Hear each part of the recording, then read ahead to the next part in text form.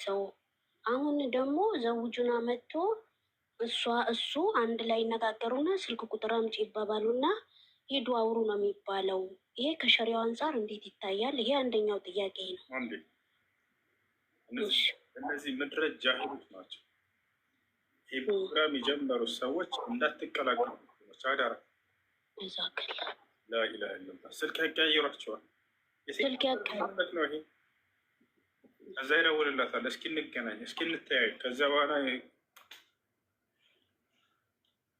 እነዚህ ሰዎች እያጠፏቸው ነው። ሁለተኛ እንዲህ አይነት ቦታ አትገኙ። ሙስሊሞች ስለ ዲን አታስተምረው። የምታስተምሩት እውቀት ስታጡ ጊዜ እየሰበስባችሁ እንዲህን እያደረግን ትላላቸው አይደለ? ፍቱ ሙስሊሙን፣ ስለ ዲኑ ይማርበት። እውቀት ካላቸው አስተምሩ፣ ከሌላቸው አዳምጡ። አሁን ይህን እንሰራለን የምትሉ ዳኢዎች ዱዓት ካላቸው አቋርጡት። ይህ ትውልድ ትልቅ ኃላፊነት አለበት። የነቢያትን ትምህርት አንግቦ ለትውልድ የሚያስተላልፍ ነው። ተውት። ለዚህ